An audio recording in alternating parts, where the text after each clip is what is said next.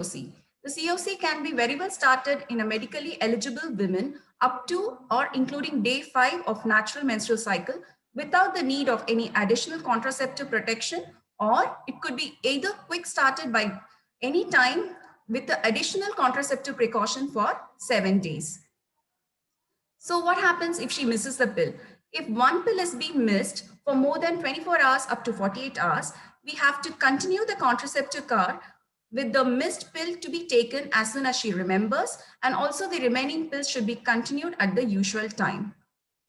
If two or more pills have been missed with more than 48 hours late, we have to continue the contraceptive cover with the most recent pill to be taken as soon as she remembers, with the remaining pills to be continued at the usual time. Plus, condoms could be used and sex should be avoided until the 7 consecutive active pills have been taken.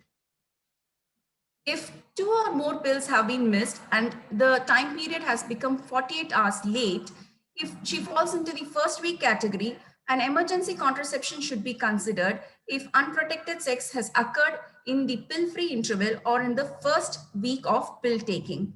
In case of second week, no indication for emergency contraception if the pill is preceding 7 days and have been taken consistently and correctly.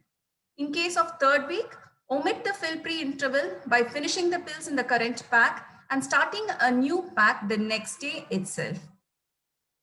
So depending upon the dosage only, we have the side effects. So any ethinyl estradiol with a dosage of 30 to 35 micrograms has a reduced risk of myocardial infarction, stroke, and DVT.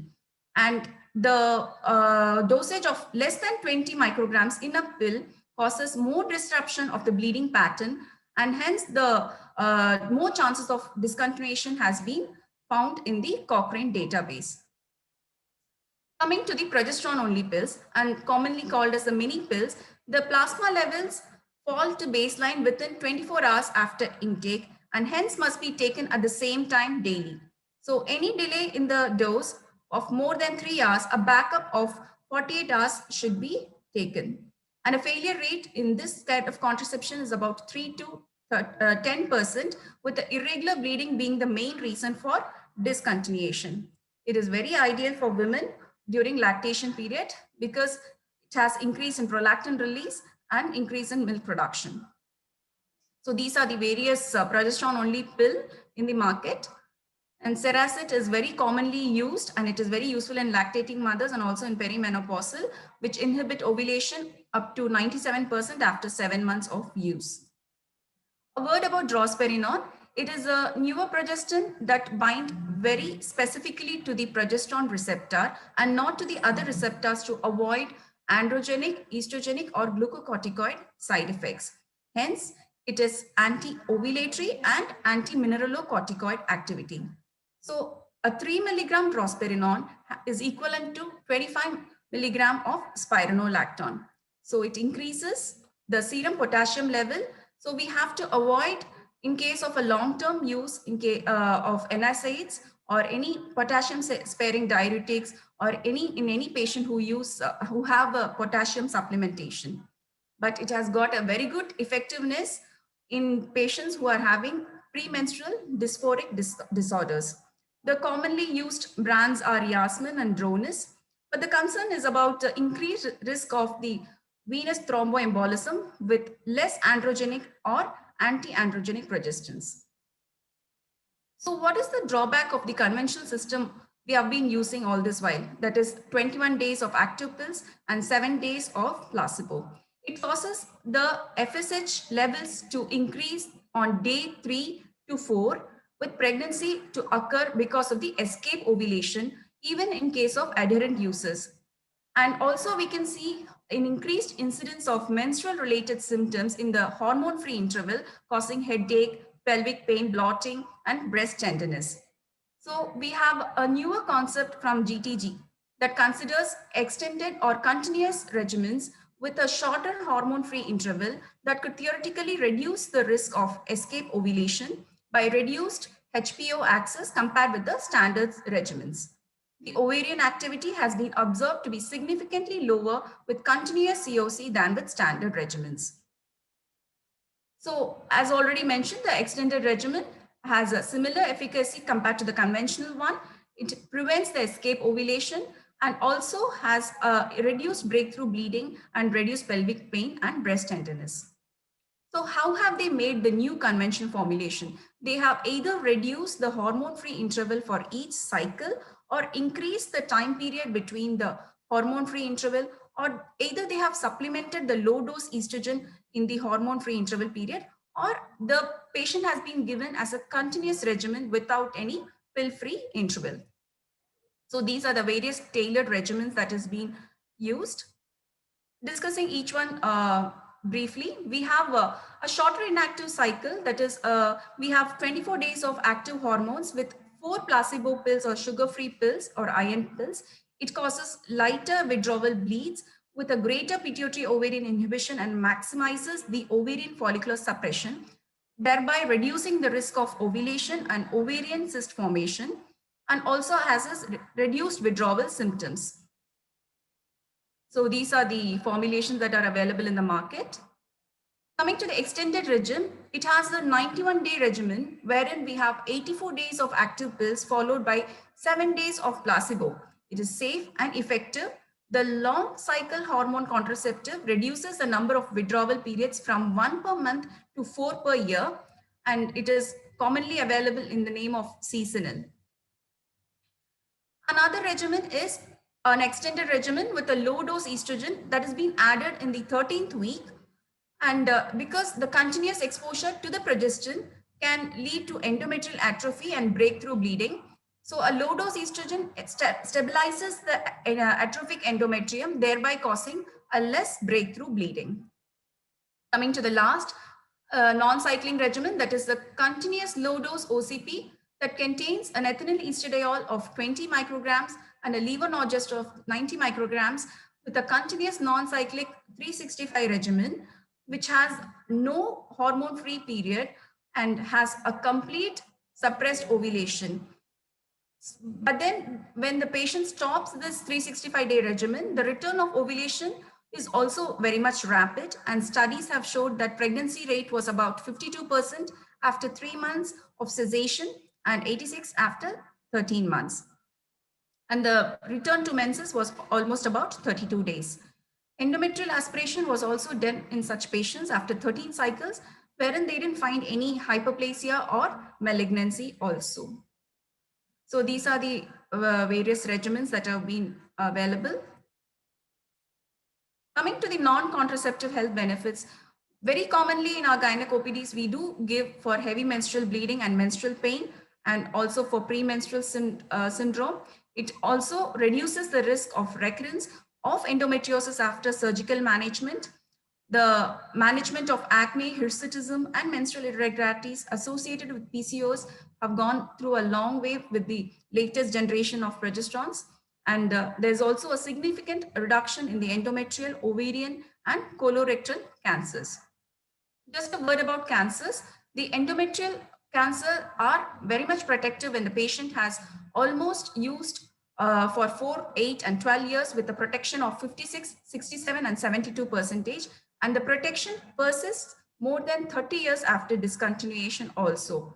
In case of epithelial ovarian cancer, a women who have had OC pills for at least 10 years have 50% reduction in the incidence of ovarian cancer, and protection continues 20 years even after stopping.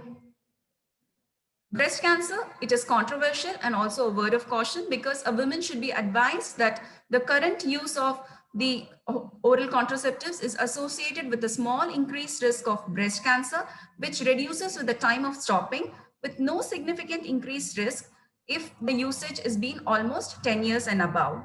And cervical cancer, it is advised that any women using oral contraceptive pills more than 5 years is associated with a small risk, and risk reduces over time after stopping the contraceptive pills if it is more than 10 years. Coming to the most dreaded complication, that is the venous thromboembolism. All women should be advised that the use of COCs is associated with the increased risk of venous thromboembolism, but the absolute risk of the venous thromboembolism for an individual COC user remains very small. and it is also dependent on the progestin type and estrogen dose. So any estrogen with a dosage of 20 micrograms has a lower risk compared to 30 to 40 formulations. The recent study from Denmark analyzed an 8 million women years of all the types of progesterones and usage and the risk of developing the venous thromboembolism in a year.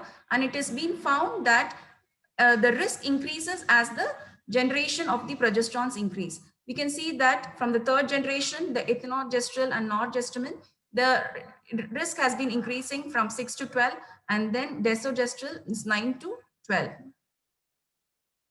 Coming to unscheduled breeding, the Cochrane review tells that any woman who has been having a dosage of less than 20 micrograms experience a higher unscheduled breeding than women who use a dosage of more than 20 micrograms of ethinyl estradiol.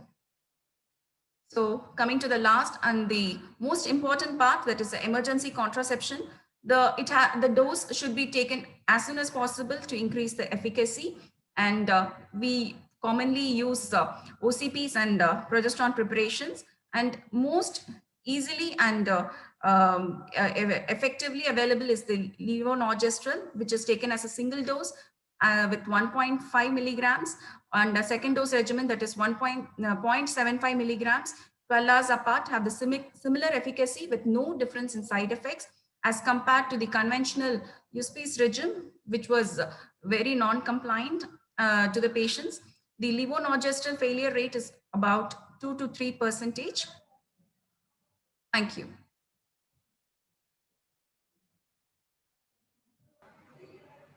Yes, Nandini, everybody wants to see that missed pill slide once again.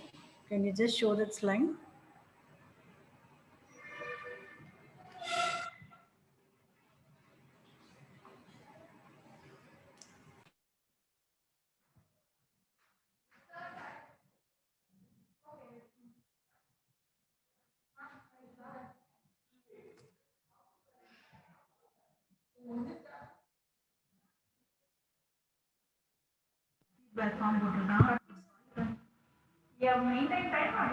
Ma'am, put it in slide.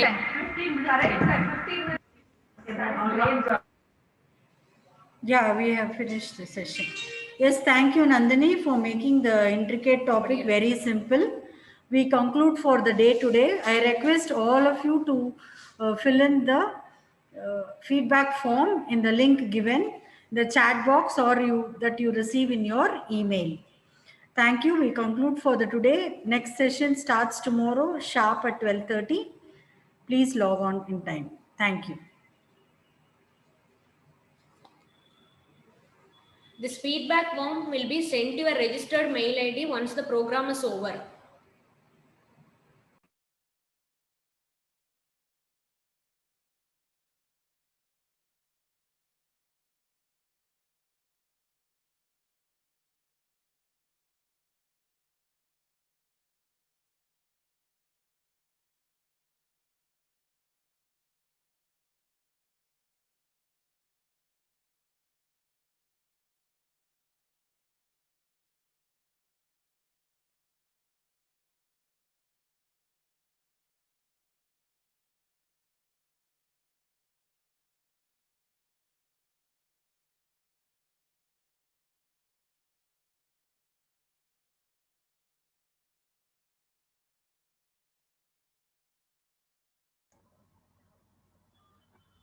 Sir, we'll close this session. Hello, Palaniappan sir. Yes, Kishore. Sir, we'll close the meeting. We'll rejoin again. Sir, Mr. Kishore? Tomorrow's trial as well? Yeah, for tomorrow trial. Sir, actually, they want us to log off and join again. Trial run. You want us to log out and come back? Yes, sir. Yes, sir. Fine. Okay. So thank you, participants. We'll see you tomorrow sharp at 12:30. So please log in 15 minutes earlier.